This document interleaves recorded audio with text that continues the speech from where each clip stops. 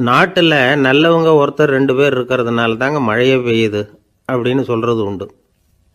நல்லார் ஒருவர் உளரேல் அவர் பொருட்டு எல்லாருக்கும் பெய்யும் மழை.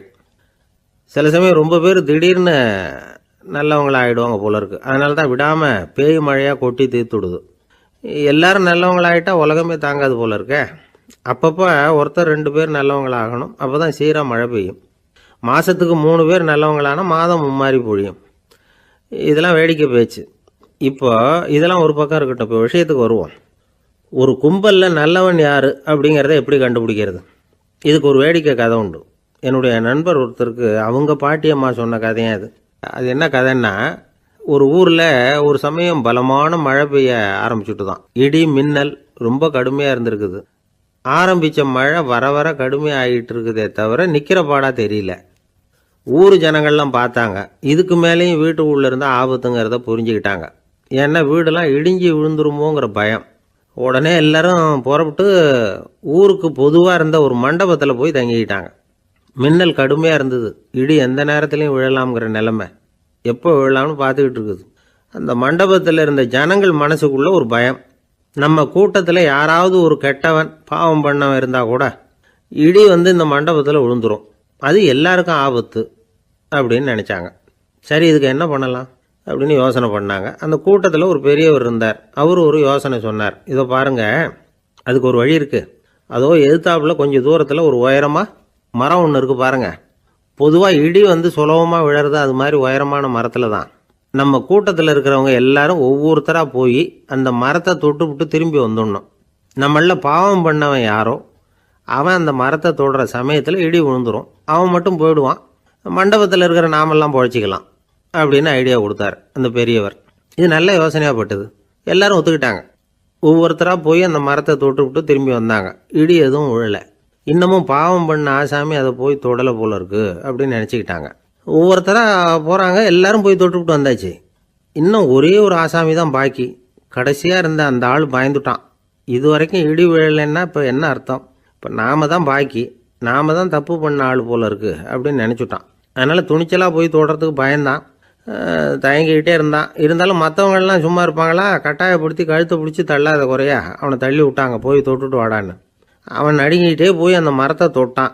அதே வினாடி ஒரு பயங்கரமான மின்னல் இடி விழுந்துட்டுது. எங்கே விழுந்தது தெரியுமா? அந்த ஆள் மேலே இல்லை, மண்டபத்தில் விழுந்தது. மண்டபத்தில் இருந்தவங்க பூரா காலி. அந்த ஒரு ஆள் மட்டும் பொழைச்சிக்கிட்டான். இந்த ஒரு ஆளை காப்பாற்றுறதுக்காக தான் இடி மண்டபத்தில் விழாமல் இருந்திருக்குது. இதுதான் கதை. அதனால் நல்லவங்க எப்படியும் தப்பிச்சுக்குவாங்க அப்படிங்கிறது ஒரு நீதி. ஒருத்தன் அப்படி தான் தெருவில் நடந்து போய்கிட்டு இருந்தான். ரொம்ப நல்லவன். எதிரில் ஒருத்தன் சைக்கிளில் வந்துக்கிட்டு இருந்தான். அதில் மோதி இவன் கீழே விழுந்துட்டான். சைக்கிள்காரன் உடனே இறங்கி இவனை தூக்கி விட்டான். இவன் எழுந்திரிச்சு அவனை முறைச்சி பார்த்தான். அப்படி பார்க்காதீங்க சார், நீங்கள் ரொம்ப புண்ணியம் பண்ணியிருக்கீங்க, அதுதான் இப்போ சைக்கிளில் மோதிக்கிட்டீங்க அப்படின்றான். என்ன அப்படி சொல்கிறேன் நான்? இவன் 10 நிமிஷத்துக்கு முன்னாடி நான் லாரி ஓட்டிகிட்டு வந்தேன், அப்போ நீங்கள் எதிரில் வந்திருந்தீங்கன்னா என்ன ஆயிருக்கும் அப்படின்னானா அவன். ஒரு பெரிய தத்துவ சிந்தனையாளர் இருந்தார், சுவாங் ஷூ அப்படின்னு பேர். அவருடைய மனைவி ஒரு நாள் திடீர்னு காலமாயிட்டாங்க. ஐயோ பாவம், அவர் ரொம்ப வருத்தப்படுவார், போய் ஆறுதலாக 4 வார்த்தை பேசிவிட்டு வரலாம் அப்படின்னு நினச்சிக்கிட்டு நிறைய பேர் அவரை தேடிட்டு வந்தாங்களாம். வந்தவங்களுக்கு ஆச்சரியம். ஏன்னா இவர் வருத்தப்பட்டுக்கிட்டு இருப்பார் அப்படின்னு தானே எதிர்பார்த்தாங்க. அப்படி இல்லை, தாளம் போட்டுக்கிட்டு உட்காந்துருக்கிறார். தாளத்துக்கு தகுந்த மாதிரி பாட்டு வேற பாடிக்கிட்டு இருக்கிறார். என்ன மனுஷன் அவர், கொஞ்சம் கூட கவலை இல்லாமல் இப்படி இருக்கிறாரு அப்படின்னு நினச்சாங்க. ஒருத்தர் துணிஞ்சு அவர்கிட்ட கேட்டுவிட்டார், என்னங்க இது இப்படி அப்படின்னு. அதுக்கு அவர் என்ன சொன்னார் தெரியுமா? இதை பாருங்க, என்னுடைய மனைவி பிறக்கிறதுக்கு முன்னாடி அவளுக்கு உயிரும் கிடையாது, உடலும் கிடையாது. அதுக்கு பிறகு தான் உயிர் வந்தது, உடல் வந்தது, அந்த உருவம் வந்தது. இப்போ என்ன ஆச்சு? அந்த உருவமும் உயிரும் போயிட்டுது, அவ்வளவுதானே. வந்தது போயிட்டுது. இளவேனில் காலம், இலையுதிர் காலம், பனிக்காலம், இப்படி பருவங்கள் மாறி மாறி வருது இல்லையா? அது மாதிரி பிறப்பும் இறப்பும் மாறி மாறி வருது. இது இயற்கை. இதுக்காக அழுதா அது எப்படி அப்படின்னாராம். ஞான தெளிவு அடைஞ்சவங்களுக்கு எல்லாமே சுகம்தான். திருவள்ளுவரும் அதை தான் சொல்கிறார். உறங்குவது போலும் சாக்காடு, உறங்கி விழிப்பது போலும் பிறப்பு. தூங்கிறதுக்கெல்லாம் நாம் வருத்தப்பட்டுக்கிட்ட இருக்கிறோமா? இன்றைக்கி தூங்க வேண்டியிருக்குதே, இன்னும் கொஞ்சம் நேரத்தில் நான் தூங்க வேண்டியிருக்கு அப்படின்னு சொல்லி யாராவது அழுதுகிட்டு இருப்பாங்களா? அதனால் இந்த உலக வாழ்க்கையினுடைய இயல்பை யதார்த்தத்தை நாம் தெளிவாக புரிஞ்சுக்கணும். அப்படி புரிஞ்சுக்கிட்டா நாம் கவலை இல்லாமல் வாழ முடியும். ஒரு வயசான தாத்தா பாட்டி 60 வருஷத்துக்கு முன்னாடி அவங்களுக்கு கல்யாணம் ஆச்சு, ஒன்றாவே வாழ்ந்தாங்க, ஒன்றாவே இறந்து போனாங்க. இப்போ அவங்க 2 பேரும் சொர்க்கத்துக்கு போய் சேர்ந்தாங்க. அங்கே எல்லா வசதியும் இருந்தது. ஒரு பெரிய பங்களாவே இவங்களுக்கு ஒதுக்கி கொடுத்தாங்களாம். இதுக்கு எவ்வளவு வாடகைன்னு கேட்டார் தாத்தா. வாடகையெல்லாம் கிடையாது, இலவசம் அப்படின்னார் அங்கே இருந்தவர். அந்த வீட்டுக்கு பின்னாடி ஒரு பெரிய புல்வெளி இருந்தது. இதில் விளையாட ஏதாவது கட்டணம் உண்டான்னு கேட்டிருக்கார் தாத்தா. அதெல்லாம் ஒன்றும் கிடையாது, பணம்லாம் கட்ட வேண்டியதில்லை அப்படின்னார் அவர். பக்கத்தில் ஹோட்டல் மாதிரி ஒரு பெரிய கட்டடம், உள்ள சாப்பாட்டு மேஜைகள், அது மேலே விதவிதமான பலகாரங்கள். சாப்பாட்டுக்கெல்லாம் எவ்வளவு அப்படின்னு விசாரிச்சாராம் தாத்தா. அதுதான் சொன்னேனே, இங்கே எல்லாமே இலவசம்தான், எது வேணும்னாலும் சாப்பிட்லாம், எவ்வளவு வேணும்னாலும் சாப்பிட்லாம் அப்படின்னாரா. நீங்கள் சொல்கிறீங்க அப்படி, ஆனால் நான் சர்க்கரை சேர்த்துக்கக்கூடாது, உப்பு சேர்த்துக்கக்கூடாது, பாட்டி கையால் எப்பவும் பத்திய சாப்பாடு தான் அப்படின்னாராம் தாத்தா. இதை பாருங்கள், இங்கே உங்களுக்கு அந்த கவலையும் வேண்டியதில்லை. இங்கே நீங்கள் ஸ்வீட்டு சாப்பிட்லாம், காரம் சாப்பிட்லாம், உங்களுக்கு எந்த நோயும் வராது அப்படின்னாராம் அங்கே சொர்க்கத்தில் இருந்தவர். இதை கேட்ட உடனே அந்த தாத்தா பக்கத்தில் நின்ன பாட்டியை பார்த்து கத்தினாராம். அடி பாவி, எல்லாத்தையும் கெடுத்துட்டியே, நீ எனக்கு பத்திய சாப்பாடு போடாமல் கண்டதை திங்க விட்டுருந்தா 10 வருஷத்துக்கு முன்னாடியே நான் இங்கே சேர்ந்துருப்பேனே அப்படின்னாராம். ஒரு காட்டில் ஒரு முனிவர் இருந்தார். ஒரு நாள் அவரை தேடிட்டு 4 பேர் வந்தாங்க. சுவாமி, எங்களுக்கு ரொம்ப நாளாக ஒரு சந்தேகம்னாங்க. என்னன்னு கேட்டார். இந்த உலகத்தில் எவ்வளவோ காரியங்கள் நடக்குது, எது நியாயம் எது அநியாயம் அப்படின்னு புரிஞ்சிக்க முடியலன்னாங்க. அது யாராலையும் புரிஞ்சிக்க முடியாதுன்னார் முனிவர். வந்தவங்களுக்கு ஆச்சரியமாக போச்சு, ஒரு மாதிரியாக பார்த்தாங்க. இதை முனிவர் கவனிச்சார். சரி புறப்படுங்க என்னோடன்னார். எங்கன்னு கேட்டாங்க. இப்போ உங்கள் 4 பேரையும் ஒரு புஷ்பக விமானத்தில் அழைச்சிட்டு போகிறேன். இந்த உலகத்தில் சர்வசாதாரணமாக நடக்கக்கூடிய ஒரு காட்சியை உங்களுக்கு காட்ட போகிறேன். நீங்கள் பார்க்க போகிற அந்த காட்சி நியாயமா அநியாயமா அப்படிங்கிறத என்கிட்ட சொல்லணும். நீங்கள் சரியான பதில் சொன்னால் புஷ்பக விமானத்தில் தொடர்ந்து பிரயாணம் பண்ணலாம். தவறான பதில் சொன்னால் இந்த புஷ்பக விமானம் உங்களை கீழே தள்ளி விட்டுரும் அப்படின்னார். 4 பேருக்கும் பயந்தான். இருந்தாலும் முனிவர் கூப்பிடுறாரு அப்படின்னு சொல்லி புறப்பட்டாங்க. அவங்க எல்லாரும் புறப்பட்டு ஒரு காட்டு வழியாக போய்கிட்டு இருக்கிறாங்க புஷ்பக விமானத்தில். அங்கே நடக்கிற ஒரு காட்சியை காட்டுறார் முனிவர். அதோ அங்கே பாருங்கன்னார். அந்த விமானத்தில் இருந்தபடியே எல்லாரும் கீழே குனிஞ்சு பார்க்குறாங்க. அங்கே ஒரு தாய் புலி அப்போ தான் குட்டி போட்டிருக்கு. குட்டிகளை ஈன்ற உடனே பசிக்கு இறை தேடி அந்த பக்கமாக வருது.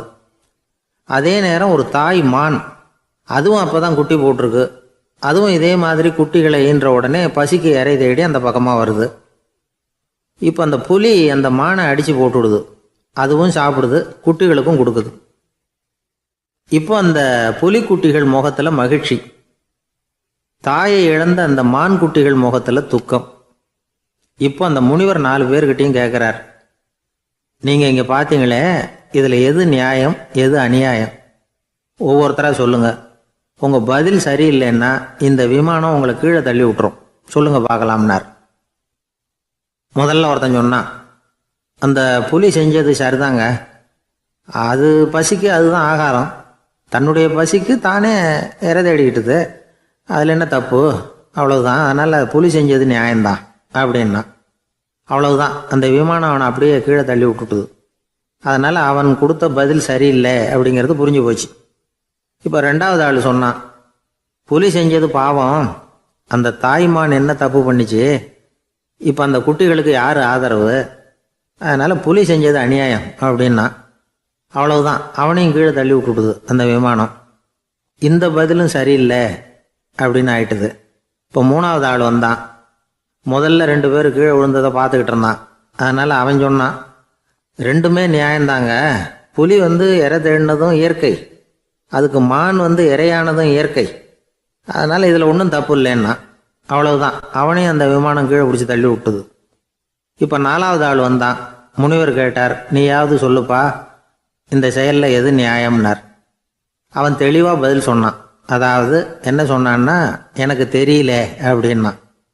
அவனை விமானம் கீழே தள்ளலை, சௌரியமாக அழைச்சிட்டு போட்டுது. இவனும் பிரயாணம் சௌக்கியமாக பண்ணானான். ஆக இதுதான் சரியான பதிலுங்கிறத முனிவர் உணர்த்தினார். இந்த கதையிலிருந்து நாம் புரிஞ்சுக்க வேண்டியது என்னென்னா, இந்த உலகத்தில் எவ்வளவோ காரியங்கள் நடக்குது. அதெல்லாம் ஏன் அப்படி நடக்குதுங்கிறதுக்கு எப்பேற்பட்ட பண்டிதராலும் பதில் சொல்ல முடியாது. தெரியாததை தெரியாதுன்னு ஒத்துக்கிட்டா வாழ்க்கை பிரயாணம் சுகமாக இருக்கும். அதனால் தேவையில்லாத விஷயங்களை புரிஞ்சுக்கிறதுக்கு நேரத்தை செலவு பண்ணிகிட்டு இருக்கக்கூடாது. வாழ்க்கையை குழப்பிக்கக்கூடாது. வாழ்க்கைக்கு தேவையானது என்னவோ அதை மட்டும் புரிஞ்சுக்கிட்டா போதும். இந்த காலத்து ஆள் ஒருத்தன் ஒரு பெரியவரை தேடி வந்தான். ஐயா, ஒரு சந்தேகம்னா. என்ன உன்னுடைய சந்தேகம்னார். பகுத்தறிவுன்னா என்ன, விதின்னா என்ன அப்படின்னு கேட்டான். இதுக்கு அவர், இப்போ உன்னுடைய வலது காலை தூக்குன்னார். தூக்கினான். சரி, இப்போ உன்னுடைய வலது காலை கீழே இறக்காம உன்னுடைய இடது காலையும் தூக்குன்னார். தூக்கினான். பொத்துன்னு கீழே விழுந்துட்டான். பெரியவர் சொன்னார், உன்னால் ஒரு காலை தூக்க முடிஞ்சுது, அதுதான் பகுத்தறிவு. 2 கால்களையும் ஒரே சமயத்தில் தூக்கினா அடிபடும், அப்படிங்கிறது தான் விதி அப்படின்னு விளக்கம் கொடுத்தார். இவன் தன்னுடைய விதியை நொந்துக்கிட்டே இடுப்பை பிடிச்சிக்கிட்டு அங்கேருந்து நடந்து போயிட்டான். ஒரு ஊரில் ஒரு பெரியவர் இருந்தார். ஒரு நாள் அவரை தேடி ஒருத்தர் வந்தார். ஐயா, நான் கடவுளை பரிபூர்ணமாக நம்புகிறேன் அப்படின்னார். சரி, அந்த நம்பிக்கை உனக்கு எப்படி வந்ததுன்னு கேட்டார் இவர். அவர் சொல்ல ஆரம்பித்தார். ஐயா, எனக்கு கல்யாணம் ஆகி 10 வருஷம் ஆச்சு. ஆனாலும் குழந்தை பாக்கியம் இல்லை. அதுக்கு என்ன காரணமாக இருக்கும்னு நான் யோசனை பண்ணிகிட்டு இருந்தப்போ நண்பர் ஒருத்தர் ஒரு ஆலோசனை சொன்னார். உனக்கு மதப்பற்று இல்லை, எந்த கடவுளையுமே நம்ப மாட்டேங்கிற, அதுதான் காரணம். கடவுளை நம்பு, உனக்கு குழந்தை பாக்கியம் கிடைக்கும் அப்படின்னார். அவர் அப்படி சொன்னாரே தவிர எனக்கு சந்தேகம்தான். இருந்தாலும் அவர் சொன்னபடியும் நடந்து தான் பார்ப்போமே அப்படின்னு முடிவு பண்ணேன். கடவுளை நம்ப ஆரம்பித்தேன். அந்த வருஷமே அழகான ஆண் குழந்தை பிறந்தது. எல்லாம் இறைவன் அருள் அப்படின்னார். இவர் இப்படி சொன்னதை கேட்டதும் அந்த பெரியவர் சொன்னார், நீ சொல்கிறதெல்லாம் சரிதான். இருந்தாலும் இந்த காலத்தில் எந்த ஒரு காரியமாக இருந்தாலும் அதை சோதனை செஞ்சு பார்த்துட்டு தான் ஒரு முடிவுக்கு வந்து சேர முடியும். அறிவுபூர்வமான முடிவு அதுவாக தான் இருக்கும். அறிவியல் சோதனைகள் அப்படித்தான். ஒரு குறிப்பிட்ட விஷயத்தை பற்றி எத்தனை தடவை சோதனை பண்ணாலும் ஒரே முடிவு தான் கிடைக்கணும். அதுதான் சரியாக இருக்கும். அதனால் இப்போ மறுபடியும் ஒரு சோதனைன்னார். என்ன செய்யணும் அப்படின்னு கேட்டார் இவர். கடவுள்கிட்ட ஒரு பெண் குழந்தை வேணும்னு கேளு. முதல்ல ஆண் குழந்தையை கொடுத்தது மாதிரியே இப்போ ஒரு பெண் குழந்தையையும் கொடுக்குறாரா பார்க்கலாம் அப்படின்னார். சரின்னு சொல்லி இவர் அதே மாதிரி முயற்சி பண்ணினார். அதுக்கப்புறம் அவர் இந்த பெரியவர்கிட்ட வரவே இல்லை. கொஞ்ச காலம் கழித்து இவரே அவரை தேடிக்கிட்டு போய் கதவை தட்டினார். அவர் கதவை திறந்தார். என்ன ஆச்சு, கடவுள் கண் திறந்தாரா அப்படின்னு கேட்டார். அவர், அந்த சமாச்சாரம்லாம் நமக்கு வேணாம் சார். முதல் தடவை அது ஏதோ தற்செயலாக ஏற்பட்ட ஒரு சாதகம். இப்போ நீங்கள் 2வது தடவை சொன்ன பிறகு தினமும் கடவுளை வேண்டிக்கிட்டு தான் இருக்கிறேன், ஒன்றும் நடக்கலை அப்படின்னார் ரொம்ப விரக்தியாக. ஒரே ஒரு தோல்வியில் உங்கள் நம்பிக்கையெல்லாம் பறந்து போயிட்டுது பார்த்தீங்களா அப்படின்னார் அந்த பெரியவர். எல்லாம் நல்ல விதமாக நடக்கிற வரைக்கும் நம்பிக்கை, எதிர்பார்த்தது தோல்வியில் முடிஞ்சுட்டுதுன்னா அவநம்பிக்கை. மற்றவர்கள் பேரில் வைக்கிற நம்பிக்கை எந்த நேரத்திலையும் விவகாரமாகி விடக்கூடிய சாத்தியம் உண்டு. நாம் நம்பிக்கை வைக்க வேண்டியது நம்மகிட்ட தான். நமக்குள்ளே இருக்கிறார் கடவுள். எனவே நம்ம பேரில் நாம் வைக்கிற நம்பிக்கை தான் உண்மையான கடவுள் பக்தி. நிபந்தனையற்ற நம்பிக்கையாக அது இருக்கணும். எல்லாம் நல்லபடியாக நடந்துக்கிட்டு இருந்தால் எந்த முட்டாளுக்கும் நம்பிக்கை வரத்தான் செய்யும் அப்படிங்கிறது ஒரு பெரியவர் கருத்து. தியானத்தின் மூலமாக தான் உனக்குள்ள ஆழமாக தோண்டுனா உன்னுடைய அடி ஆழத்தில் நம்பிக்கை வந்து அப்படி ஊற்றெடுக்கும், அதை பார்க்க முடியும் அப்படிங்கிறது பெரியவர்கள் சிந்தனை. ஒரு குழந்தை அப்பாவை பார்த்து என்னப்பா பண்ணுறேன்னு கேட்டுதான். பிரார்த்தனை பண்ணிகிட்டு இருக்கிறேன்னாரான் அப்பா. பிரார்த்தனை பண்ணுனா என்ன கிடைக்கும் அப்படின்னு கேட்டுதான் குழந்தை. எல்லாம் கிடைக்கும் அப்படின்னாரான் அப்பா. நீ வச்சிருக்கிறிய பேனா அது கூட கிடைக்குமான்னு கேட்டுதான் குழந்தை. ஓ, கிடைக்குமேன்னு இருக்கார். அப்படின்னா அந்த பேனாவை என்கிட்ட கொடுத்துரு, நீ பிரார்த்தனை பண்ணி வேற பேனா வாங்கிக்கோ அப்படின்னு தான் அந்த குழந்தை. ஒரு வயசான பாட்டியும் தாத்தாவும் ஒரு பூங்காவில் உட்காந்து பேசிக்கிட்டு இருக்கிறாங்க. அவங்களுக்கு கல்யாணம் ஆகி 53 வருஷம் ஆச்சு. பிள்ளைங்கள்லாம் படித்து பெரிய பெரிய வேலையில் இருக்கிறாங்க. பேரன் பேத்திகளும் நல்ல நிலைமையில் இருக்கிறாங்க. இந்த தாத்தாவும் பாட்டியும் சிரித்து பேசிக்கிட்டு இருந்ததை ஒரு பெரியவர் பார்த்தார். அவருக்கு ஆச்சரியமாக இருந்தது. இந்த வயசுலேயும் இவ்வளவு அந்யோன்யமாக இவங்க பேசிக்கிட்டு இருக்கிறாங்களே அப்படின்னு நினச்சார். சரி, நேரிலேயே கேட்டுருவோமே அப்படின்னு நினச்சிக்கிட்டு கிட்ட போனார். உங்கள் மன வாழ்க்கையின் வெற்றிக்கான ரகசியம் என்ன அப்படின்னு கேட்டார். இதை கேட்டதும் அந்த தாத்தா சிரிச்சுக்கிட்டே பாட்டியை பார்த்தாராம்.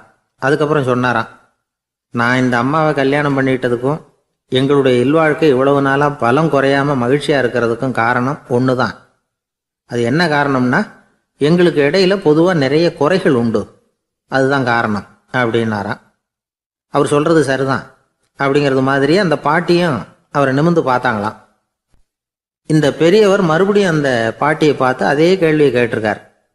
உங்களுடைய நீண்டகால மன வாழ்க்கைக்கு கிடைச்ச வெற்றி எதனாலேன்னு சொல்ல முடியுமா அப்படின்னு கேட்டாராம். அவங்களும் சிரிச்சுக்கிட்டே பதில் சொன்னாங்களாம். என்ன பதில் தெரியுமா? சில பேரை நாம குறிப்பிட்ட பண்புகளுக்காக நேசிக்கிறோம், வேற சிலரை நாம் அந்த பண்புகள் இல்லாத குறைகளுக்காகவே விரும்பி பழகிறோம் இல்லையா அப்படின்னு கேட்டுவிட்டு தலையை குனிஞ்சுக்கிட்டாங்களாம் அந்த பாட்டியம்மா. அவங்க அப்படி சொன்னதை கேட்டதும் இவருக்கு புதுசா ஞானம் பிறந்தது மாதிரி இருந்துதான். இதுதான் மனம் நிறைந்த மன வாழ்க்கை அப்படிங்கிறார் சுவாமி சின்மயானந்தர். பண்புகளை எப்படி நேசிக்க முடியுதோ அதே மாதிரி பண்புகள் இல்லாத குறைகளையும் நேசிக்க முடியும். மனசுதான் காரணம். ஒரு மேல்நாட்டு தம்பதி, அவங்களும் தாத்தா பாட்டி தான். அவங்க 2 பேரும் ஒரு பூங்காவில் உட்காந்து சிரிச்சு பேசிக்கிட்டு இருக்கிறாங்க. அதை ஒருத்தர் பார்த்தார். அவருக்கு ஆச்சரியம், இவ்வளவு காலம் ஆகி இந்த வயசுலயும் இப்படி அன்பா பேசிக்கிட்டு இருக்கிறாங்களே அப்படிங்கிற ஆச்சரியம்.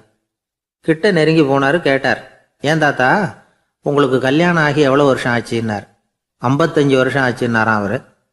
இன்னமும் இவ்வளவு சந்தோஷமா இருக்கிறீங்களே, அதுக்கு என்ன காரணம்னு கேட்டிருக்கார். அதுக்கு என்ன காரணம்னா, இதுவரைக்கும் எங்களுக்குள்ள சண்டையே வந்ததில்லை அப்படின்னாராம். அது எப்படி முடியும்னு கேட்டிருக்கார் இவர் ஆச்சரியமா. அந்த தாத்தா சொல்ல ஆரம்பிச்சாராம், இதை பாருப்பா, எங்களுக்கு கல்யாணம் ஆன புதுசுல நானும் என்னுடைய மனைவியும் ஒரு குதிரை மேலே ஏறி ஒரு காட்டு வழியா போய்கிட்டு இருந்தோம். கொஞ்ச தூரம் போனதும் அந்த குதிரை எடக்கு பண்ணிச்சு. நான் உடனே கீழே இறங்கி அந்த குதிரையை பார்த்து, இது உனக்கு முதல் தடவை அப்படின்னு மிரட்டலாக சொல்லிவிட்டு ஏறி உக்காந்தேன். மறுபடியும் போனோம். கொஞ்சம் தூரம் குதிரை நல்லபடியாக நடந்து போச்சு. மறுபடியும் எடக்கு பண்ண ஆரம்பிச்சுட்டுது. நான் கீழே இறங்கினேன். கையில் இருந்த சாட்டையால் ஓங்கி ஒரு அடி கொடுத்தேன். இது உனக்கு 2வது தடவை அப்படின்னு சொல்லிவிட்டு ஏறி உக்காந்தேன். மறுபடியும் குதிரை கொஞ்சம் தூரம் நல்ல விதமாக நடந்து போச்சு. அப்புறமும் எடக்கு பண்ண ஆரம்பிச்சுட்டுது. அந்த சமயத்தில் ஒரு ஆற்று பாலத்தை கடந்து போய்கிட்டு இருக்கிறோம். நான் கீழே இறங்கினேன். என்னுடைய மனைவியையும் கீழே இறங்க சொன்னேன். அந்த குதிரையை பிடிச்சி அப்படியே ஆற்றுல தள்ளி விட்டுட்டேன். தள்ளி விட்டுட்டு, இது உனக்கு கடைசி தடவை அப்படின்னு சொன்னேன். அதை பார்த்ததும் என் மனைவி பதறி போயிட்டாங்க. போய், ஐயோ பாவம், என்ன இப்படி பண்ணிவிட்டீங்க, உங்களுக்கு மனசில் கொஞ்சம் கூட இறக்கமே இல்லையா அப்படின்னாங்க. நான் மெதுவாக இவங்க பக்கம் திரும்பி, இது உனக்கு முதல் தடவை அப்படின்னேன். அவ்வளவுதான், அன்னையிலேருந்து இன்னைய வரைக்கும் ஒரு நாள் கூட எங்களுக்குள்ள சண்டையே வந்ததில்லை அப்படின்னு விளக்கம் கொடுத்தார் அந்த தாத்தா. கடற்கரை ஓரமா ஒரு பெரியவர் கையால மணலை கீறிக்கிட்டே உட்காந்துருக்கிறார். என்னத்தையும் தேடிட்டு இருக்கிறது மாதிரி தெரிஞ்சது. மெதுவா கிட்டத்துல போய், என்னத்தை தேடிட்டு இருக்கிறீங்க அப்படின்னு கேட்டோம். அவரு சாவகாசமா நிமிர்ந்து பார்த்து, நிம்மதியை தேடிட்டு இருக்கிறேன்னார். நாங்க ஒரு மாதிரி ஆயிட்டோம். இருந்தாலும் சமாளிச்சுக்கிட்டு, சார் மணல்ல கிழிஞ்சல் தான் கிடைக்கும், நிம்மதி கிடைக்காது அப்படின்னோம். சரி, இன்னைக்கு வசமா நம்ம கிட்ட ஒரு ஆள் மாட்டிக்கிட்டார் அப்படின்னு நினைச்சு அவர் பக்கமா போய் உட்காந்துக்கிட்டு கதை சொல்ல ஆரம்பிச்சிட்டோம். ஒரு பெரிய மன்னர் இருந்தார். அவருக்கு எல்லா வசதியும் இருந்தது. இருந்தாலும் ஒரே ஒரு குறை. அது என்னன்னா, நிம்மதி இல்லைங்கிற குறை. அரண்மனையில தினமும் கலை நிகழ்ச்சி, நாட்டியம் எல்லாம் நடந்துகிட்டு தான் இருந்தது. இருந்தாலும் நிம்மதி இல்லை. சரி, நிம்மதி எங்க கிடைக்கும் அப்படின்னு தேட ஆரம்பிச்சார். உடனே அதுக்கான முயற்சிகள்ல தீவிரமா இறங்கினார். நாட்டுல உள்ள தத்துவ மேதைகளை எல்லாம் கூப்பிட்டுட்டு வர சொன்னார். எல்லாரும் சேர்ந்தாங்க. அவங்கள பார்த்து, நிம்மதி எங்க இருக்குது அப்படின்னு விசாரிச்சார். அவங்களுக்கு அது தெரிஞ்சா ஏன் இப்படி ராஜா முன்னாடி நின்றுட்டு இருக்க போறாங்க? ராஜாவோட கேள்விக்கு ஒவ்வொருத்தரும் ஒவ்வொரு மாதிரி விளக்கம் கொடுக்க ஆரம்பிச்சிட்டாங்க. எந்த பதிலும் ராஜாவுக்கு திருப்தி அளிக்கக்கூடிய அளவுக்கு இல்லை. சரி, போயிட்டு வாங்கன்னு சொல்லி அவங்கள எல்லாம் அனுப்பி வச்சுட்டார். ஒரு நாள் அவர் மாளிகையில உப்பருகையில நின்றுட்டு இருக்கிறார்.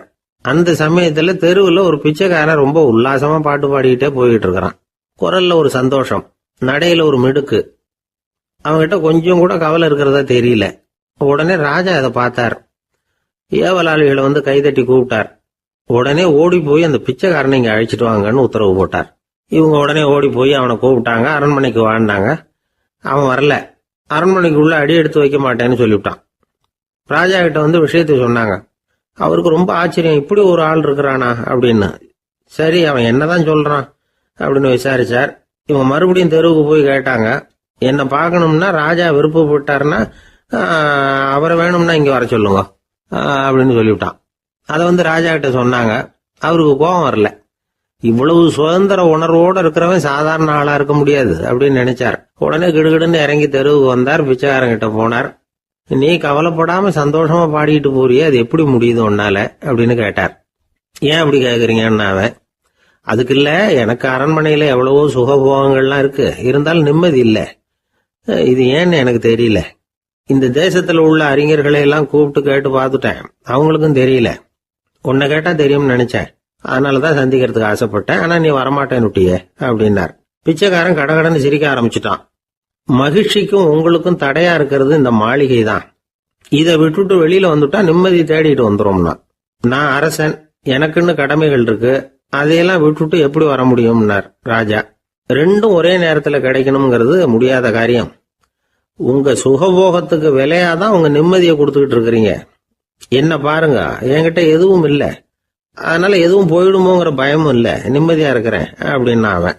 ராஜா உடனே சந்தோஷப்பட்டு தன்னுடைய மேலங்கியை எடுத்து அவனுக்கு பரிசா கொடுத்தாரான். அவன் சிரிச்சுக்கிட்டே அதை வாங்க மாட்டேன்னு விட்டானான்.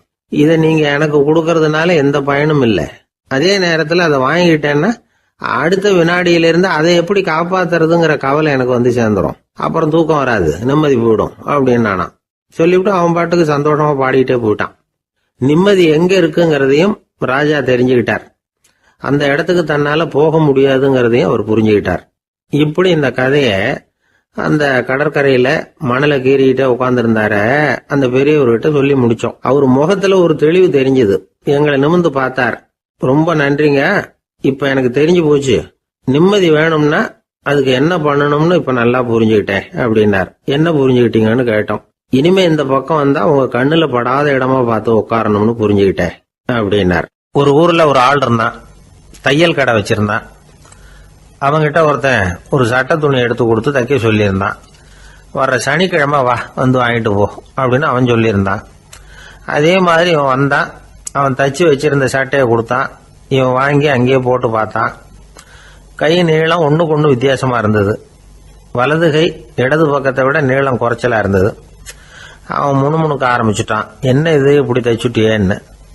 இதுக்கு அவன் சொன்னான், ஐயோ இதுக்காகவா சங்கடப்படுறீங்க, வலது கையை மட்டும் கொஞ்சம் உள்ள இழுத்தாப்புல வச்சுக்கிட்டீங்கன்னா சரியா போகுது, மற்றபடி அந்த சட்டையில உள்ள கலை அம்சத்தை கவனிங்க, எவ்வளவு அற்புதமா தச்சிருக்கேன் பாருங்க, ஒரு சின்ன குறைய இப்படி எல்லாம் பொருட்படுத்த வேண்டியதில்லை, நான் சொன்னது மாதிரி கையை கொஞ்சம் உள்ள இழுத்தது மாதிரி வச்சுக்கிட்டு நடந்து போங்க, ஜோரா இருக்கும் அப்படின்னா. அவனும் யோசிச்சு பார்த்தான். சரியான யோசனையா தான் தோணுச்சு. கொஞ்சம் முயற்சி பண்ணி வலது கையை கொஞ்சம் உள்ள இழுத்து சட்டை சரியா இருக்கிறது மாதிரி பண்ணிட்டான். இப்ப மறுபடியும் ஒரு பிரச்சனை. வலது கையை உள்ள இழுத்த மாதிரி அப்படியே வச்சுக்கிட்டதும் முதுகு பக்கம் கொஞ்சம் துணி தளர்த்தியா தொங்குறது மாதிரி தெரிஞ்சது. என்ன இது, முதுகு பக்கம் துணி குவிஞ்சுட்டுதே, தொங்குதே அப்படின்னா மறுபடியும், அடடா இதுக்காகவா கவலைப்படுறீங்க, உடம்ப அதுக்கு தகுந்த மாதிரி கொஞ்சம் வளைச்சிக்கிட்டா சரியா போடுது, இதுக்காக அந்த அழகான தையலை பிரிச்சு அதுல உள்ள கலை அம்சத்தை கெடுக்கிறதுக்கு என் மனசு இடம் தரல, எவ்வளவுக்கு தளர்த்தியா இருக்கோ அவ்வளவுக்கு கொஞ்சம் உடம்ப வளைச்சி அப்படி குனிஞ்சது மாதிரி போங்க போதும் அப்படின்னா. அதுவும் நல்ல யோசனையா தான் பட்டுது இவனுக்கு. சரின்னு சொல்லிவிட்டு புறப்பட்டான். தெருவில் இறங்கினான். கையை கொஞ்சம் உள்ள இழுத்தான், உடம்ப கொஞ்சம் முன்னால வளைச்சான், சட்டைக்கு தகுந்த மாதிரி உடம்ப பண்ணிக்கிட்டான், மெதுவா நடந்து போறான். இப்போ எதிரில் இன்னொருத்தன் வரான். இவனை பாக்குறான், இவன் போட்டிருக்கிற சட்டையை பாக்குறான், ஆஹா அற்புதம்ங்கிறான். சும்மா சொல்லக்கூடாது, ரொம்ப நல்லா இருக்கு, நிச்சயமா இது இந்த ஊர் மேல தெருவில் இருக்கிற ஒருத்தன் இருக்கானே அவன் தைச்சதா தான் இருக்கணும் அப்படின்னா. இதை கேட்டதான் அவனுக்கு ஆச்சரியம். எப்படி அவ்வளவு கரெக்டா கண்டுபிடிச்சிங்க அப்படின்னு கேட்டிருக்கான். இதுக்கு அந்த வழிபோகன்னு சொன்னானா, அவன் ரொம்ப கெட்டிக்காரன், உங்களை மாதிரி உடம்பும் கையும் வளைஞ்சு போன ஒரு ஆசாமிக்கு அவனை தவிர வேற யாராலேயும் இவ்வளவு பொருத்தமான ஒரு சட்டையை தைக்க முடியாது அப்படின்னானா. பாருங்க, அவனுக்காக இவன் அனுசரிக்க போய் இவனோட நிலைமை எப்படி ஆயிடுது பாருங்க. இதே மாதிரிதான் சில சடங்குகளும் சம்பிரதாயங்களும் நம்மளை கோமாளி ஆக்கி விட்டுரும். எதுவா இருந்தாலும் அதுல அறிவுபூர்வமான அணுகுமுறை அவசியம். ஒரு நர்ஸ் அவசரமா ஓடி டாக்டர் கிட்ட சொல்லிச்சான், டாக்டர் ஒரு தப்பு நடந்து போச்சு, 10ஆம் நம்பர் பெட்ல இருக்கிற பேஷண்ட்டுக்கு காலில் ஆபரேஷன் பண்றதுக்கு பதிலாக கையில் ஆபரேஷன் பண்ணி விட்டீங்க, கை ஆபரேஷன் பண்ணிக்க வேண்டிய ஆள் 7ஆம் நம்பர் பெட்ல இருக்கார் அப்படின்னு தான். அதுக்கு இவர் பதட்டப்படாம சொன்னாராம், பரவாயில்ல, இவரை தூக்கி 7ஆம் நம்பர் பெட்டில் போட்டுரு அப்படின்னாராம். தான் மட்டும் வாழ்ந்தா போதும் அப்படின்னு நினைக்கிறவங்களும் உண்டு, தானும் வாழணும் அடுத்தவங்களும் வாழணும் அப்படின்னு நினைக்கிறவங்களும் உண்டு. முதல்ல சொன்ன வகையை சேர்ந்த மனிதர்கள் எப்படி தெரியுமா? எப்படியாவது தான் மட்டும் வாழ்ந்தால் போதுங்கிற நினைப்பு தான் எப்பவும் அவங்களுக்கு இருக்கும். தங்களுடைய வளர்ச்சிக்கு எது தடையா இருந்தாலும் சரி, யார் தடையா இருந்தாலும் சரி, அதை அழிச்சுட்டு தான் மறுவேலை பார்ப்பாங்க. அவங்கெல்லாம் பாவ காரியங்களுக்கு தயங்குறதே இல்லை. அப்படிப்பட்ட வாழ்க்கை அவங்களுக்கே இடைஞ்சல அமைஞ்சு விடுறது உண்டு. அதை விளக்கறதுக்கு ஒரு கதையும் உண்டு. ஒரு ஊர்ல அப்படிப்பட்ட ஆள் ஒருத்தன் இருந்திருக்கான். நிறைய பாவங்களை செஞ்சவன். அதன் காரணமா நரகப்படுகொழியில விழுந்துட்டான். நரகப்படுகொழிங்கிறது ஒரு பெரிய கிணறு மாதிரி. ஏற்கனவே பாவம் செஞ்சவங்க நிறைய பேர் அதில் விழுந்து கிடக்குறாங்க. உள்ள ஏகப்பட்ட சத்தம், எல்லாம் அந்த பாவாத்மாக்கள் போடுற சத்தம். இப்போ விழுந்தானே, இவனும் சத்தம் போட்டான். இவன் போடுற சத்தம் கொஞ்சம் அதிகமாக கேட்டுது. இந்த கிணத்துக்கு பக்கத்தில் புத்தர் உட்கார்ந்துருக்கிறார். அவர் காதில் இவன் போடுற சத்தம் விழுந்தது. உடனே அந்த கிணத்தடிக்கு போனார், குனிஞ்சு பார்த்தார். சாமி என்னை காப்பாத்துங்க அப்படின்னு கத்தனான் இவன். புத்தர் அவனை கொஞ்சம் கவனிச்சு பார்த்தார்.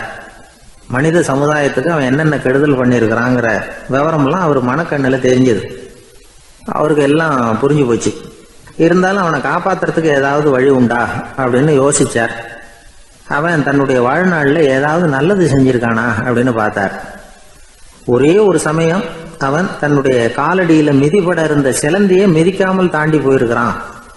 இந்த ஒரு காரியத்துக்காக அவனை கரையேற்ற முடியுமா அப்படின்னு நினைச்சார். அவ்வளவுதான். உடனே அவர் கையில ஒரு சிலந்தி வந்து உட்காந்துதான். அதுகிட்ட இருந்து நூல் இழை வெளிவர ஆரம்பிச்சது. அந்த நூல் இழை கிணற்று ஆழம் வரைக்கும் அப்படியே நீண்டுகிட்டே போச்சான். புத்தர் பார்த்தார். இந்த நூலை பிடிச்சிக்கிட்டு மேலே ஏறி வா அப்படின்னார். என்னங்க சொல்றீங்க, இந்த சிலந்தி நூல் என்ன தாங்குமான்னு கத்தனான்.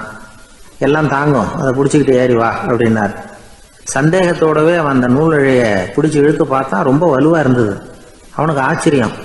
அதை பிடிச்சிக்கிட்டே மெதுவா மேலே ஏறி வர ஆரம்பிச்சுட்டான். பாதி தூரம் ஏறி வந்திருப்பான். அப்போ அவன் காலுக்கு கீழே ஏதோ சத்தம். என்னன்னு குனிஞ்சு பார்க்கறான். கீழே கிடந்தவங்க சில பேரும் அந்த நூலை பிடிச்சி மேலே வந்துகிட்டு இருக்கிறாங்க. இவனுக்கு கோபம் வந்துட்டுது. தன்னுடைய இடுப்புல வச்சிருந்த கத்தியை எடுத்து தன்னுடைய காலுக்கு கீழே நூல் இழையை அப்படியே வெட்டி விட்டுட்டான். இனிமே நாம மட்டும்தான் மேலே ஏறி வந்துடணும் அப்படின்னு நினைச்சுக்கிட்டான். ஆனா நடந்தது என்ன தெரியுமா? மொத்த நூல் இழையும் அப்படியே அருந்து கீழே விழுந்துட்டுது. அவனும் பொத்துன்னு கீழே விழுந்துட்டான். மறுபடியும் கத்த ஆரம்பிச்சுட்டான். ஏற்கனவே அவன் செஞ்சிருந்த ஒரு சிறு கருணை அந்த நூல் இழைக்கு உறுதியை கொடுத்தது. இப்போ அவன் செஞ்ச பாவம் அந்த நூல் இழைய வலுவிழக்க செஞ்சுட்டுது. அடுத்தவங்களும் வாழணுங்கிற எண்ணம் அவனுக்கு இருந்திருந்தா இப்போ அவனும் கரையேறி வந்திருப்பான், மற்றவங்களும் சௌக்கியமா வந்து சேர்ந்திருப்பாங்க. அதனால நாமும் வாழணும் அடுத்தவங்களும் வாழணும் அப்படின்னு நினைக்கிறவன் வாழ்க்கையில சீக்கிரம் முன்னுக்கு வந்துடுவான். ஒருத்தன் ஒரு டாக்டர் கிட்ட போனான், மருந்து வாங்கினான். வாங்கி கொண்டாந்து பேசாம வச்சுட்டான், சாப்பிடல. அப்புறம் எதுக்காகப்பா போய் அவர்கிட்ட மருந்து வாங்கினேன் அப்படின்னு கேட்டாங்க. டாக்டர் வாழணும் இல்லையா, அதனாலதான் அப்படின்னா. அவர் கொடுத்த மருந்தை நீ ஏன் சாப்பிடல அப்புறம் அப்படின்னு கேட்டாங்க. நான் வாழணும் இல்லையா, அதுக்காக தான் அப்படின்னா. ஒரு ஊர்ல ஒரு ஆள் இருந்தான். அவன் ஒரு நாள் கோயிலுக்கு போனான். கடவுள்கிட்ட வேண்டிக்கிட்டான், எனக்கு ஒரு 1,00,000 ரூபா நீ கொடுத்தா நான் உன் சன்னதியில் ஒரு தேங்காய் உடைக்கிறேன் அப்படின்னு வேண்டிக்கிட்டான். கடவுள் பார்த்தார். உடனே அவன் கண் முன்னாடி தோன்றினார். இந்தா நீ கேட்ட 1,00,000 ரூபாய் அப்படின்னு சொல்லி அவன் கையில் பணத்தை கொடுத்துட்டு மறைஞ்சிட்டார். இவனால் நம்பவே முடியல. இவ்வளவு சுலபமாக கிடைக்கும்னு தெரிஞ்சிருந்தா அனாவசியமாக ஒரு தேங்காய் உடைக்கிறேன்னு வேண்டியிருக்க வேண்டியது இல்லையே அப்படின்னு நினச்சான். இருந்தாலும் வேண்டுதலை நிறைவேற்ற வேண்டியது கடமை. அதுக்காக என்ன பண்ணான், பக்கத்தில் ஒரு கடைக்கு போனான். ஒரு தேங்காயை கையில் எடுத்தான். இது என்ன விலைன்னு கேட்டான். 5 ரூபான்னார் கடையில் இருந்தவர்.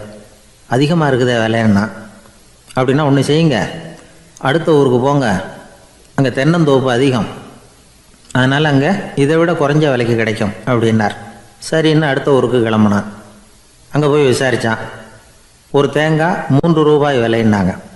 இதுவும் அதிகமாக தெரியுதேன்னா.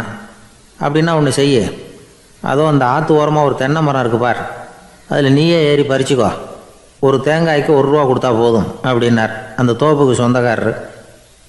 இவனுக்கு மரம் ஏற தெரியாது. இருந்தாலும் ஆசை யாரை விட்டுது, விலை சல்லிசாக இருக்குதே. ஆற்று ஓரம் போனால் தட்டு தடுமாறி அந்த மரத்தில் ஏறினா அந்த தென்னை மரம் வளைஞ்சி ஆற்று பக்கம் போய் அப்புறம் நிமிர்ந்து இருந்தது. அதாவது மரத்தின் உச்சி சரியாக ஆற்றுக்கு நடுவில் இருந்தது. ஆற்றுல வெள்ளம் கரை புரண்டு ஓடிக்கிட்டு இருக்கு. இவன் கடவுள் கொடுத்த 1,00,000 ரூபாயை மடியில் வச்சு இறுக்கி கட்டிக்கிட்டான். உச்சிக்கு போய் காய் பறிக்கிற சமயத்தில் காற்று மழையும் பலமாக கலந்து அடிக்க ஆரம்பிச்சுட்டுது. கால் வழுக்கி விட்டுட்டுது. இவன் சடார்னு ஒரு தென்னை மட்டையை பிடிச்சிக்கிட்டு தொங்க ஆரம்பிச்சிட்டான். கீழே பயங்கரமான வெள்ளம். மடியில் 1,00,000 ரூபா பணம். என்ன செய்கிறதுன்னு தவிக்கிறான்.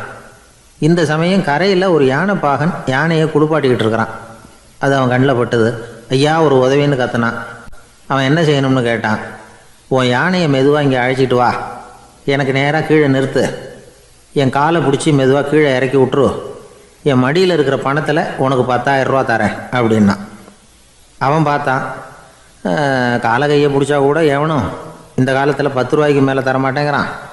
இவன் காலை பிடிச்சா 10,000 தர்றேங்கிறான் அப்படின்னு யோசனை பண்ணான். உடனே யானையை கொண்டுட்டு போனான். அவனுக்கு நேராக கீழே நிறுத்தினான். அவன் காலை பிடிச்சான். அவ்வளவுதான். அந்த நேரம் பார்த்து யானை மெதுவாக நடந்து அப்பால் போட்டுது. இப்போ யானைப்பாகன் அவன் காலை கெட்டியாக பிடிச்சிக்கிட்டு தொங்குறான். பரிதாபமாக மேலே பார்க்குறான். அவன் மட்டையை பிடிச்சிக்கிட்டு தொங்குறான். இப்போ யானைப்பாகன் சொல்கிறான், தம்பி மட்டையை விட்டுறாத, கெட்டியாக பிடிச்சிக்கோ, நான் உனக்கு 10,000 ரூபா தரேன், இதோ மடியில் தான் வச்சுருக்கேன்னா. மேலே தொங்குறவனுக்கு இந்த நிலைமையிலேயும் ஒரு சந்தோஷம். மேற்கொண்டு ஒரு 10,000 ரூபா நமக்கு கிடைக்கும் போல இருக்கே அப்படின்னு. இந்த சமயத்தில் ஒருத்தன் ஒட்டகத்தை ஓட்டிகிட்டு வந்தான் அந்த பக்கமாக குளிப்பாட்டுறதுக்கு. யானைப்பாகன் பார்த்துட்டான். ஐயா ஒட்டகக்காரரே, அதை இங்கே கொண்டுட்டு வா, எங்கள் காலை பிடிச்சி பத்திரமா இறக்கி விடு, நாங்கள் பணம் கொடுக்குறோம்னா. அவனும் பணத்துக்கு ஆசைப்பட்டு வந்தான். அவன் காலை பிடிக்கிற சமயம் ஒட்டகமும் நழுவி போட்டுது. இப்போ 3 பேருமே வரிசையாக தொங்குறாங்க. ஒட்டகக்காரன் கத்துறான், தம்பி மட்டையை விட்டுறாத, கெட்டியாக பிடிச்சிக்கோ, நான் என் மடியில் இருக்கிற 5,000 உனக்கு தந்துடுறேன்னா. மேலே தொங்குறவனுக்கு இன்னமும் சந்தோஷம். இவனும் பணம் தர்றேங்கிறான் அப்படின்னா இன்றைக்கி நமக்கு மொத்த பண வரவு எவ்வளவு அப்படின்னு ஒவ்வொன்றா கூட்டி பார்க்க ஆரம்பித்தான். மனக்கணக்கு சரியாக வரல. அதனால் அப்படியே விரலை விட்டு எண்ண ஆரம்பித்தான். அவ்வளவுதான். மட்டையை விட்டுட்டு கை நழுவி வந்துட்டுது. 3 பேரும் பொத்துன்னு ஆற்றுல விழுந்தாங்க. படாத பாடுபட்டு தட்டு தடுமாறி கரைக்கு வந்து சேர்ந்தாங்க. 3 பேர் மடியில் இருந்த பணமும் ஆற்றோட போட்டுது. பேராசை பெருநஷ்டம் அப்படின்னு ஒரு பழமொழி இருக்குல்ல, அதை விளக்கறதுக்காக சொல்லப்பட்ட கதை இது. இந்த காலத்தில் ஒருத்தர் ஒரு நீச்சல் குளத்தில் நீச்சல் அடிச்சுக்கிட்டு இருக்கிறார். காவலுக்கு இருந்தவர் அதை கவனிச்சுட்டார். கரையிலேருந்து சத்தம் போட்டாராம், இதோ பாருங்க, இங்கே ராத்திரி 8 மணிக்கு மேலே நீச்சல் அடிக்கிறது சட்டப்படி குற்றம், அதுக்கு அனுமதி கிடையாது, தெரியாதா உங்களுக்கு அப்படின்னாராம். இதுக்கு அவர், ஐயையோ நான் நீச்சல் அடிக்க வந்தவன் இல்லைங்க, சும்மா சுற்றி பார்க்க வந்தவன், தடுமாறி குளத்தில் விழுந்துட்டேன், நீச்சல் தெரியாது, அதனால் தத்தளிச்சுக்கிட்டு இருக்கிறேன் அப்படின்னு கத்துனாராம். கரையில் இருந்தவர் பார்த்தார். ஓ அப்படின்னா சரி, அதுக்கு ஒன்றும் தடை இல்லை அப்படின்னு சொல்லிவிட்டு அவர் பாட்டு நடந்து போயிட்டாராம். அசோக மன்னர் வந்துகிட்டு இருக்கார். அவருடைய ஆலோசகர்கள் எல்லாம் பக்கத்தில் வந்துகிட்டு இருக்கிறாங்க. அந்த சமயத்தில் எதிரில் ஒரு புத்த பிக்ஷு வர்றார். அசோகர் பார்க்கிறார். ஓடி போய் அவர் காலில் விழுந்து வணங்குறார். அசோக மன்னரின் தலை அந்த புத்த துறவியின் பாதத்தில் பட்டுக்கிட்டு இருக்கு. பக்கத்தில் நின்றுகிட்டு இருந்த அமைச்சருக்கு இது ரொம்ப சங்கடமா போச்சு. ரொம்ப வருத்தப்பட்டார். நம்ம அசோக சக்கரவர்த்தி எப்பேற்பட்டவர், அவரோட தலை ஒரு சன்னியாசியின் பாதத்தில் படுறதா அப்படின்னு நினைச்சு ரொம்ப கவலைப்பட்டார். அரண்மனைக்கு திரும்பினதும் அமைச்சர் மெதுவாக ஆரம்பிச்சார். அரசே, எனக்கு ரொம்ப வருத்தமா இருக்குது அப்படின்னார். எதுக்குன்னார் மன்னர்.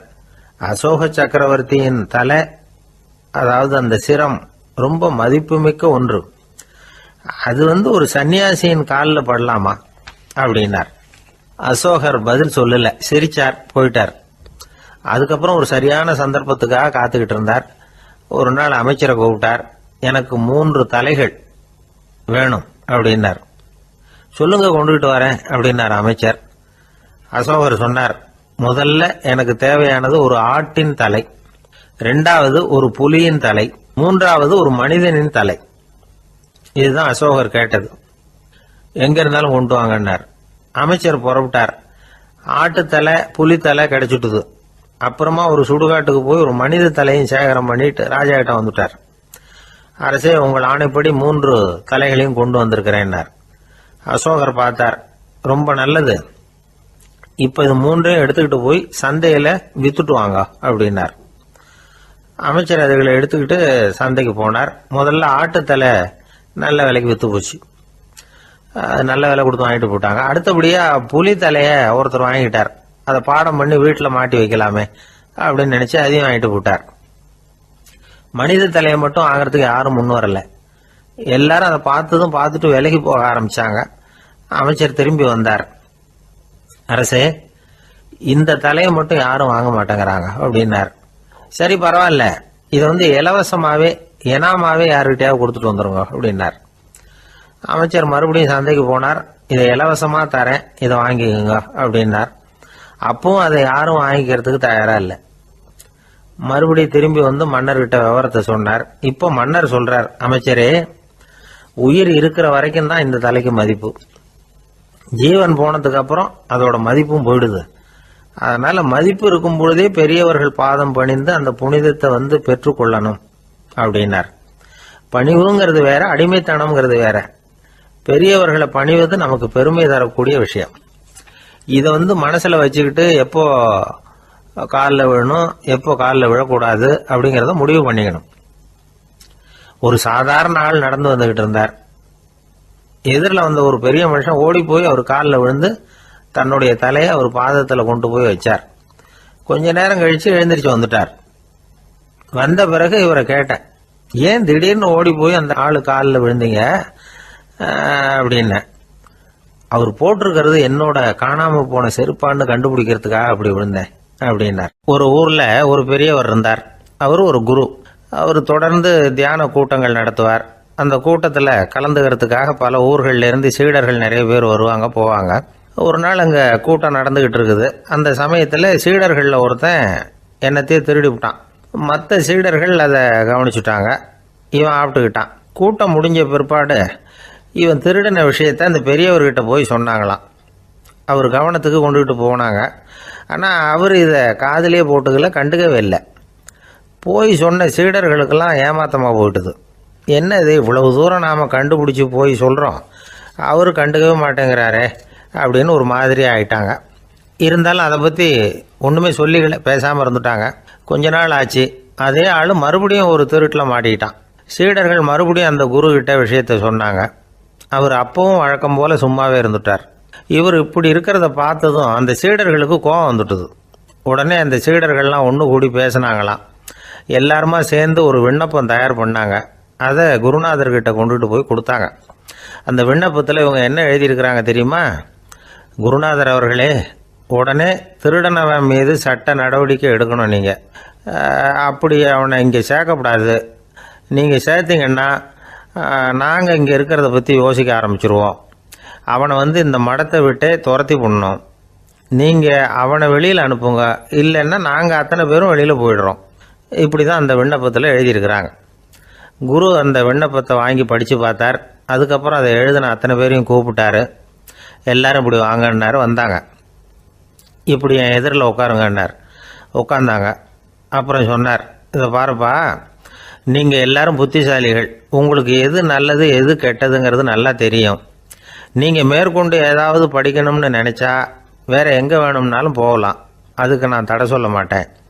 ஆனால் உங்களால் குற்றம் சாட்டப்பட்ட அவன் இருக்கானே, அவன் எப்படின்னா அவனுக்கு எது நல்லது எது கெட்டதுங்கிறதெல்லாம் தெரியாது. அதனால தான் திருடுறான். நீங்கள் சொல்கிறது மாதிரி அவனை அடித்து துரத்தி போடுறோம்னு வச்சுக்கோங்க, அவனுக்கு எப்படி நல்லது கெட்டது தெரியும்? அவனுக்கு அதை யார் சொல்லி கொடுக்கறது? அதனால் இங்கேயே இருக்கட்டும், அதுதான் சரி. இதுக்காக நீங்கள் எல்லாரும் என்னை விட்டுட்டு போனாலும் சரி, அவனை நான் விரட்ட மாட்டேன் அப்படின்னு விட்டாரான். இவ்வளவையும் திருடனை அந்த சீடன் கேட்டுக்கிட்டே இருந்திருக்கான். அவன் கண்களில் கண்ணீர். அப்படியே எழுந்திரிச்சு வந்தான். குரு காலில் விழுந்தான். அவன் கண்ணீரில் அவனது தீமை கழுவப்பட்டது அப்படிம்பாங்க. அதாவது சீடர்களுக்கு அந்த குருவோட பெருமை அப்போ தான் புரிஞ்சுதான். ஒரு நல்ல ஆசிரியர் இருக்காருன்னு வச்சுக்கோங்க, நல்லா படிக்கிற பையனுக்கு தான் பாடம் சொல்லி கொடுப்பேன்னா அது என்ன பெரிய விஷயமா? மோசமாக படிக்கிறவனையும் மாற்றி காட்டுறேங்கிறது தான் பெருமை. இந்த காலத்து குரு ஒருத்தர் ஒரு ஆசிரமம் வச்சு நடத்திட்டு வந்தார். நிறைய பேர் தினம் வருவாங்க போவாங்க. ஒரு நாள் ஒருத்தன் வந்தான். அந்த குரு முன்னாடி போய் நின்னான். ஐயா, என்ன உங்கள் சீடனாக ஏற்றுக்கணும்னா. அந்த குரு நிமிர்ந்து பார்த்தார். உன்னுடைய நோக்கம் என்னன்னு கேட்டார்.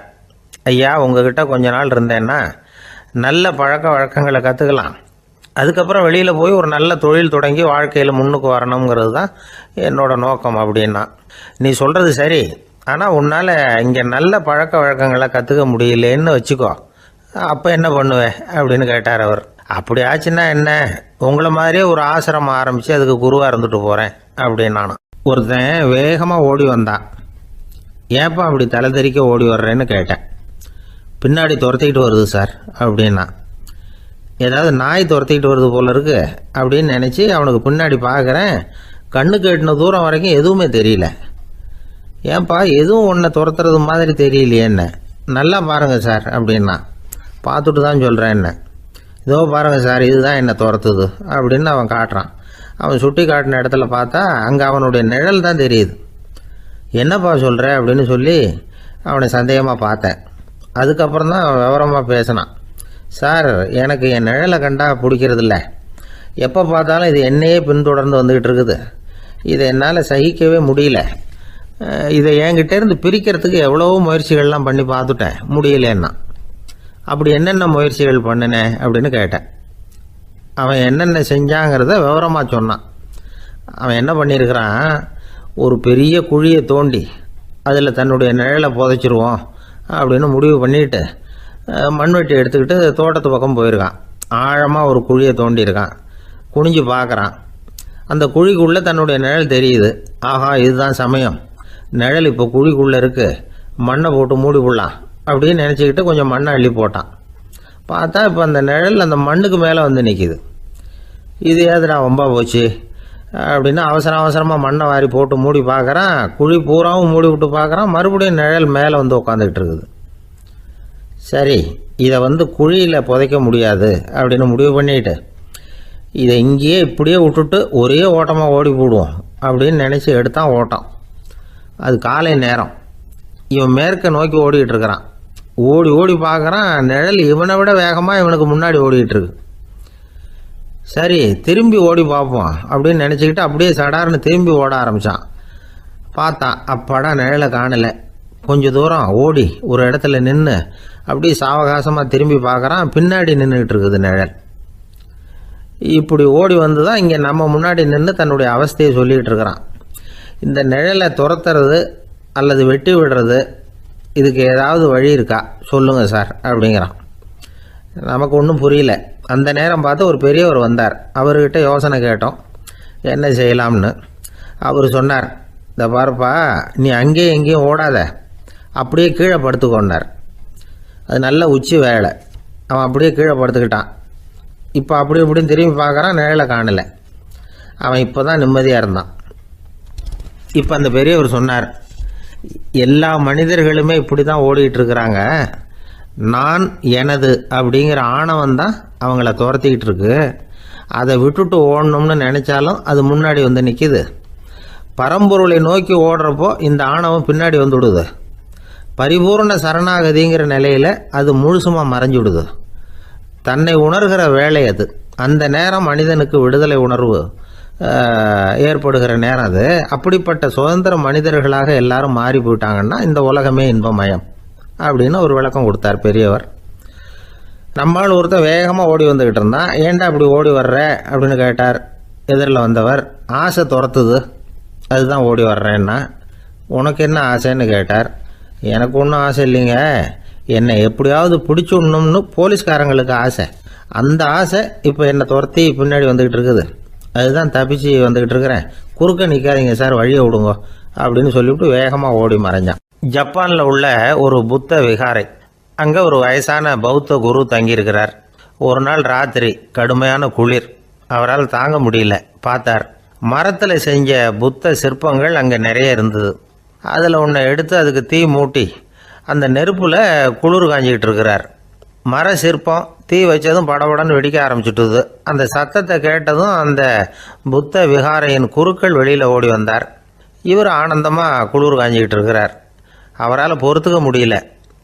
தெருவில் தெரிஞ்சுக்கிட்டு இருந்த அந்த பெரியவரை இங்கே தங்க அனுமதித்ததே அவர் தான். இவர் இப்படி பண்ணுறாருன்னு நினச்சிக்கிட்டே அவரை கோபமாக பார்த்தார். ஏன் இப்படி கோபமாக பார்க்குறீங்க, இப்படி உட்காருங்க அப்படிங்கிறாரு இவர். அவருக்கு இன்னமும் கோபம் வந்துட்டுது. எங்கள் கடவுளை எரிச்சுட்டீங்களே அப்படின்னு சத்தம் போட்டாராம். அப்படியா அப்படின்னு கேட்டுக்கிட்டே அந்த சாம்பலை கிளறினார் இவர். என்ன செய்கிறீங்கன்னு கேட்டிருக்காரு அவர். நான் எலும்புகளை தேடுறேன்னாராம். நீங்கள் ஒரு பைத்தியம், இது ஒரு மர சிற்பம், இதில் எலும்புகள் கிடையாது அப்படின்னாராம். அவருக்கு கோபம் வந்துட்டுது. உடனே வெளியில் போங்கன்னு கத்தியிருக்கார். வெளியில் தள்ளி கதவையும் சாத்தி விட்டாராம். மறுநாள் காலையில் கதவை திறந்து பார்த்தா அந்த வயசான பெரியவர் ஒரு மைல்கல் மேலே சில காட்டு பூக்களை வச்சு புத்தம் சரணம் கச்சாமின்னு சொல்லிக்கிட்டே இருக்கிறார். இவருக்கு சந்தேகமாக போட்டுது. கிட்ட போனார். என்ன செஞ்சுக்கிட்டு இருக்கீங்கன்னு கேட்டார். இது என்னுடைய காலை நேர பிரார்த்தனைனாராம். நிஜமாகவே நீங்கள் ஒரு பைத்தியமாக தான் இருக்கணும், ஏன்னா அது ஒரு மைல்கல் அப்படின்னாராம். இப்போ அந்த பெரியவர் சொன்னாராம், நீங்கள் ஒரு மரத்தை புத்தராக நினைக்கும் பொழுது நான் ஏன் ஒரு மைல்கல்ல புத்தராக நினைக்கக்கூடாது? நான் புத்தரை எரிக்கலாம், ஏன்னா அவரை நான் நேசிக்கிறேன். அந்த சிற்பம் மரத்தால் ஆனதுங்கிறது எனக்கு தெரியும். நான் ஒரு மைல்கல்லை தொழலாம், ஏன்னா அது எனது பூக்களை தாங்குது. நான் இந்த மைல்கல்லுக்குள்ளே மறைஞ்சிருக்கிற புத்தரை பார்க்குறேன். யாராவது ஒரு சிற்பி இதை சிலையாக்கினாதான் நீங்கள் புத்தரை பார்க்க முடியும். அன்னைக்கு ரொம்ப குளிராக இருந்தது. நான் எனக்குள்ளே இருக்கிற புத்தரையும் பாதுகாக்கணும். உள்ளே இருக்கிற புத்தரை காப்பாற்றுறதுக்காக வெளியில் உள்ள புத்தரை எரிக்கலாம், அதில் ஒன்றும் தப்பு இல்லை. அது அவருடைய போதனையிலேயே இருக்குது.